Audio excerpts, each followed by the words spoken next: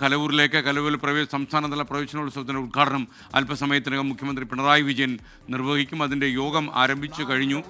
ഇപ്പോൾ സ്വാഗത പ്രസംഗം നടക്കുകയാണ് വേദിയിൽ. സാംസ്കാരിക വകുപ്പ് മന്ത്രി, വിദ്യാഭ്യാസ വകുപ്പ് മന്ത്രി, കൃഷി വകുപ്പ് മന്ത്രി ഒക്കെ ചടങ്ങിൽ പങ്കെടുക്കുന്നുണ്ട്. അതുപോലെ പി ചിത്തരഞ്ജൻ സ്വാഗതം പറയുന്ന ചടങ്ങാണ് ഇപ്പോൾ നടക്കുന്നത്. കലവൂരിലേക്ക് സ്വാഗതം ചെയ്യുന്നു. പുത്തൻ സ്വപ്നങ്ങളും പുതിയ പ്രതീക്ഷകളുമായി കടന്നു വന്നിരിക്കുന്ന എല്ലാ പ്രിയപ്പെട്ട കുഞ്ഞുങ്ങളെയും അധ്യാപകരെയും രക്ഷകർത്താക്കളെയും എല്ലാം ഏറെ അഭിമാനബോധത്തോടുകൂടി സ്വാഗതം ചെയ്തുകൊണ്ട് എന്റെ സംസാരം ഞാൻ അവസാനിപ്പിക്കുന്നു. നിങ്ങൾക്കെല്ലാം നന്ദി, നമസ്കാരം.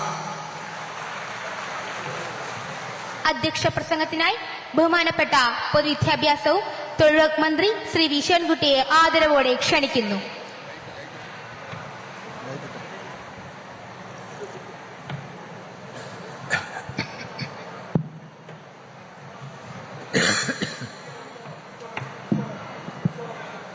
കേരളത്തിൻ്റെ ഏറ്റവും ബഹുമാന്യനും സ്നേഹസമ്പന്നനുമായിട്ടുള്ള മുഖ്യമന്ത്രി ശ്രീ പിണറായി വിജയൻ, എൻ്റെ സഹപ്രവർത്തകരായിട്ടുള്ള മന്ത്രി സജി ചെറിയാൻ, പി പ്രസാദ്, മറ്റ് വേദിയിലുള്ള MLA മാർ, വിദ്യാഭ്യാസ ഡിപ്പാർട്ട്മെൻറ്റ് സുഹൃത്തുക്കളെ, ബഹുമാന്യരെ, ഒരു പുതിയ അധ്യയന വർഷത്തിലേക്ക് കാലെടുത്ത് വയ്ക്കുകയാണ് നാം. പുതിയ സ്വപ്നങ്ങളുമായി, പുതുമയുള്ള ലക്ഷ്യങ്ങളുമായി വിദ്യാലയങ്ങളിലേക്ക് ഹൃദയപൂർവ്വം എത്തിച്ചേർന്നിട്ടുള്ള എല്ലാ കുഞ്ഞുങ്ങളെയും ഞാൻ സ്വാഗതം ചെയ്യുകയാണ്.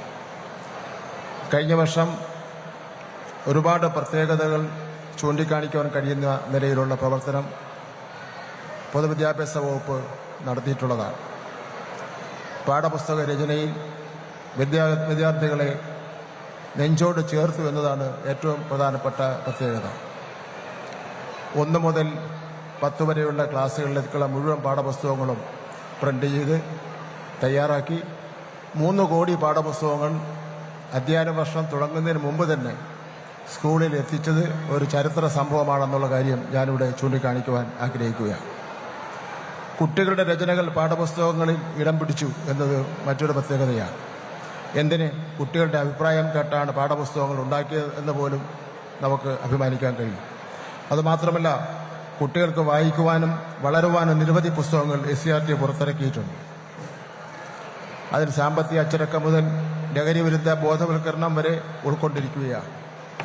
സ്ഥലം മാറ്റം എന്നത് പണക്കൈമാറ്റം എന്ന തരത്തിൽ വ്യാഖ്യാനിക്കപ്പെട്ട ഒരു കാലഘട്ടം ഉണ്ടായിരുന്നു. അത് ഇല്ലാതാക്കുവാൻ ഓൺലൈൻ സംവിധാനം ഉപയോഗപ്പെടുത്തി എന്നത് വലിയ കാര്യമാണ്. അധ്യയന വർഷം തുടങ്ങുന്നതിന് മുമ്പ് തന്നെ അനധ്യാപക സ്ഥലം മാറ്റം കഴിഞ്ഞു. 1,92,200 വരുന്ന അധ്യാപകരെയും അനധ്യാപകരെയും ഓൺലൈൻ വഴി വിവിധ സ്ഥലങ്ങളിൽ അവർക്ക് സ്കൂൾ തുറക്കുന്നതിന് മുമ്പ് തന്നെ ജോയിൻ ചെയ്യാൻ വേണ്ടി കഴിഞ്ഞു. അതും ഒരു പുതുമ നിറഞ്ഞ പ്രത്യേകതയുള്ള കാര്യമാണ്. ആർക്കും തന്നെ ഒരു പരാതിയുമില്ല. സ്കൂൾ ശുചീകരണ പ്രവർത്തനങ്ങൾ നമ്മൾ നടത്തിയത് പൊതുസമൂഹത്തിന്റെ ആകെ പിന്തുണയോടുകൂടിയാണ്. വിവിധ വിദ്യാർത്ഥി, യുവജന, തൊഴിലാളി സംഘടനകൾ അതിൽ പങ്കാളികളായി. അവർക്ക് എൻ്റെ ഹൃദയം നിറഞ്ഞ അഭിവാദ്യങ്ങൾ. നാളെ മുതൽ 2 ആഴ്ചക്കാലം പഴയ അറിവുകൾ പുതുക്കലാണ്. അതിന് പ്രത്യേക ടൈം ടേബിൾ തയ്യാറാക്കിയിട്ടുണ്ട്. ഒപ്പം പൗരബോധം ഉളവാക്കുന്ന വിഷയങ്ങളും പഠിപ്പിക്കും.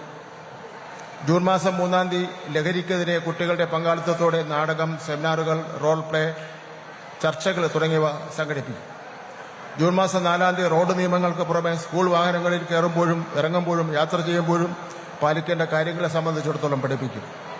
ജൂൺ മാസം 5-ാം തീയതി വ്യക്തി ശുചിത്വം, മാലിന്യ സംസ്കരണം, ഹരിത ക്യാമ്പസ്, സ്കൂൾ സൗന്ദര്യവൽക്കരണം, ഈ വിഷയങ്ങളെ സംബന്ധിച്ചിടത്തോളം ആയിരിക്കും ക്ലാസ് എടുക്കുന്നത്.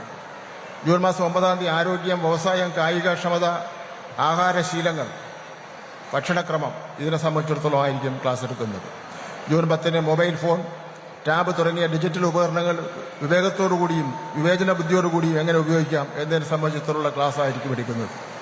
ജൂൺ മാസം 11-ാം തീയതി പൊതുമുതൽ സംരക്ഷണം, നിയമബോധം, കാലാവസ്ഥാ മുൻകരുതൽ, ഈ കാര്യങ്ങളെ സംബന്ധിച്ചിടത്തോളമാണ്. ജൂൺ 12-ാം തീയതി പരസ്പര സഹകരണം.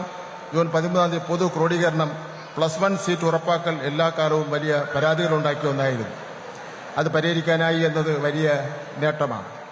ഇത്തവണ ഒരപസ്വരം പോലും ഇല്ല എന്നത് എടുത്തു പറയേണ്ട കാര്യമാണെന്ന് ഞാൻ വളരെ സന്തോഷത്തോടു കൂടി പറയുകയാണ്. അധിക ബാച്ചുകളിലെ സീറ്റുകൾ നേരത്തെ തന്നെ പ്രഖ്യാപിച്ചുകൊണ്ടാണ് സീറ്റ് അലോട്ട്മെന്റ് നടത്തിയിട്ടുള്ളത്. ഏറ്റവും പ്രധാനപ്പെട്ട കാര്യം ലഹരി വിരുദ്ധ പ്രവർത്തനം തന്നെയാണ്. ലഹരി വസ്തുക്കളുടെ ഉപയോഗത്തിനെതിരായ പോരാട്ടം നമ്മുടെ കടമയാണ്. ശുചീകരണ പ്രവർത്തനങ്ങൾക്ക് നമ്മൾ നൽകിയ മുദ്രാവാക്യം സ്കൂളിൽ നിന്ന് തുടങ്ങാം എന്നായിരുന്നു. അതുപോലെ തന്നെ ലഹരി വസ്തുക്കൾക്കെതിരായിട്ടുള്ള പോരാട്ടം സ്കൂളിൽ നിന്ന് തന്നെ തുടങ്ങാമെന്നുള്ള കാര്യം ഞാനിവിടെ സൂചിപ്പിക്കുകയാണ്. ഈ പ്രവർത്തനങ്ങൾക്കൊക്കെ തന്നെ ബഹുമാനപ്പെട്ട മുഖ്യമന്ത്രിയുടെ എല്ലാവിധ പിന്തുണയും ഗവൺമെന്റ് ഹയർ സെക്കൻഡറി സ്കൂളിൽ പ്രവേശനോത്സവം നടക്കുകയാണ്. അവിടെ മന്ത്രി വി ശിവൻകുട്ടി മുഖ്യപ്രഭാഷണം നടത്തുകയാണ്.